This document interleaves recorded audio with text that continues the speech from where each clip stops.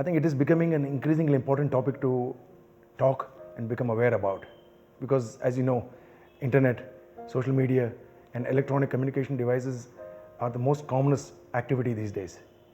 You take a look around you and everybody is using devices all the time.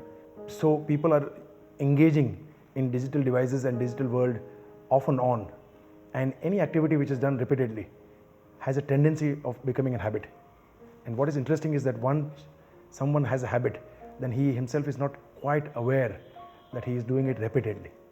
If you look at the principal features of addiction, they include a sense of compulsion to do an activity even when they want to stop, sometimes without awareness, a sense of loss of control, which means that engaging in activity and unable to control the amount of time spent in that activity. And then third one is craving, which is the desire to engage in the activity when they are unable to get access to it.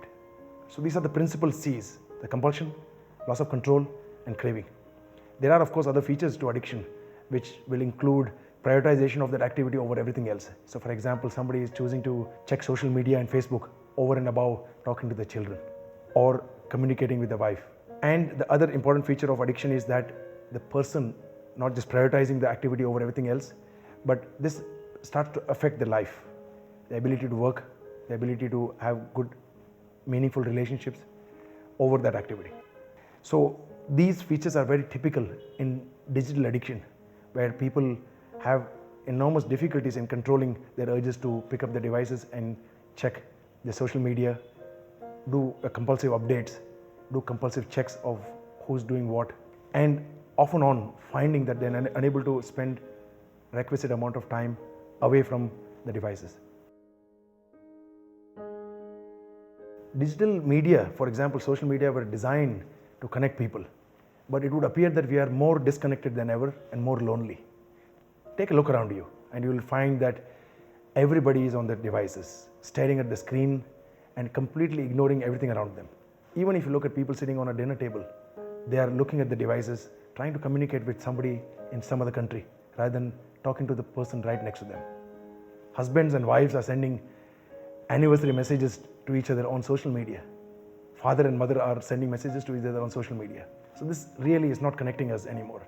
It is important to connect, and in some ways social media was designed to connect to people who are far away, not right next to you. I think if you take it age-wise, then you see young people who are using digital world for everything, from doing their assignments to doing their homework to reading online. And what that does is that it brings convenience, but it also then distracts and diverts people into irrelevant things. Parents, mother are spending too much time on phone, ignoring the care for children, which is then leading to communication difficulties, behavior problems in children, relationship problems with the husband, and vice versa. We are ignoring a lot of things that is around us. For example, we are ignoring the nature, we are ignoring our surroundings, we are ignoring the very life that is passing by us by engaging and indulging in virtual world. Detoxification simply means that you're trying to come off something which has become over and excessive, and it is beginning to affect you. And I think like all the other detoxes with substances, alcohol, gambling and other behavior, I think it's also time for digital detox, wherein you need to cut down the amount of time you're spending in the digital world. There is necessary to use some amount of computer and internet to access things and so on, but one has to start to time themselves out. I think you need to cut down on number of social media apps that you have on various devices.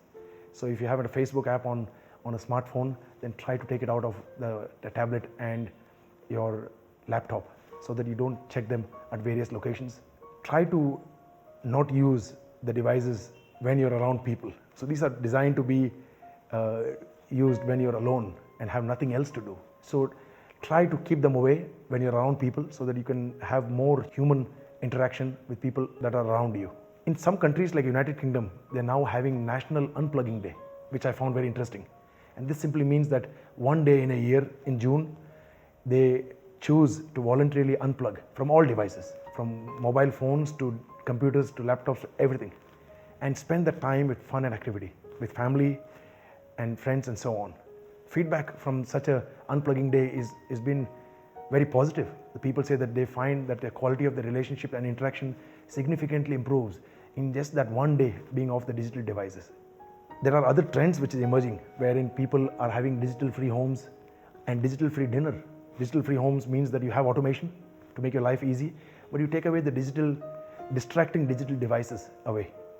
Digital free dinner simply means that you don't have any devices on your table or in the dining room, so that you spend that quality time with your family that you are now increasingly losing out on. So it is very much a pertinent time to understand the digital addiction and time to start slowly detoxifying yourself before it becomes too late.